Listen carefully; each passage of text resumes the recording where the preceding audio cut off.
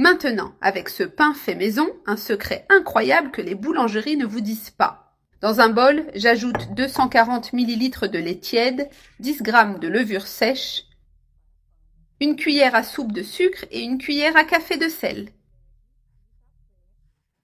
Je mélange bien jusqu'à ce que les ingrédients soient complètement dissous.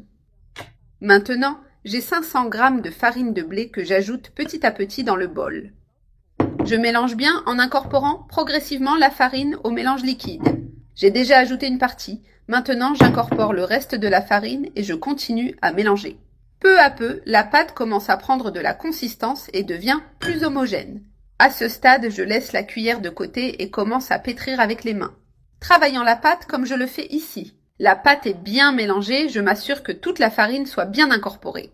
Maintenant, j'ajoute 30 ml d'huile sur la pâte. Je mélange à nouveau en veillant à bien répartir l'huile pour que la pâte soit douce et homogène. Je pétris jusqu'à obtenir une texture lisse et élastique en absorbant complètement l'huile. Maintenant, je couvre le bol avec un torchon et laisse reposer la pâte pendant 1 heure. Ce temps de repos est essentiel pour que la pâte gonfle et devienne bien moelleuse. Une fois le temps écoulé, j'enlève le torchon et regarde comment la pâte a levé.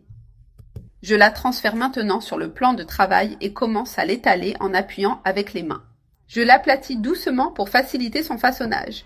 Avec un couteau, je divise la pâte en 6 parts égales. Je coupe avec précision pour obtenir des morceaux de taille identiques. Maintenant, je prends un morceau et commence à lui donner une forme de boule.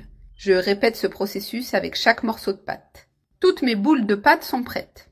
Pour faciliter le travail, je saupoudre un peu de farine sur le plan de travail.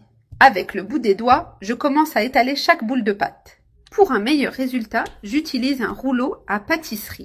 J'étale la pâte jusqu'à obtenir une forme ovale, en gardant une épaisseur uniforme.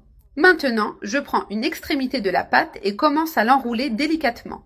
J'appuie légèrement en enroulant pour qu'elle garde une belle forme. Cette technique permet d'obtenir un pain bien moelleux après la cuisson. Je répète le processus avec le reste de la pâte. Pour terminer, je scelle les extrémités en appuyant doucement avec les doigts. Une fois prêts, je les fais cuire brièvement avant de les enfourner. Je place les pains dans une casserole avec de l'eau bouillante et du sel. J'immerge 2 pains à la fois et les laisse cuire pendant 3 minutes. Une fois le temps écoulé, j'utilise 2 cuillères pour les retirer de l'eau. Je les transfère directement sur une plaque de cuisson préalablement graissée. Je répète le même processus avec les autres pains un par un. Maintenant qu'ils sont tous sur la plaque, je prends un couteau et je fais de petites incisions sur le dessus de chaque pain. Je les mets au four préchauffé à 200 degrés et les laisse cuire jusqu'à ce qu'ils soient bien dorés.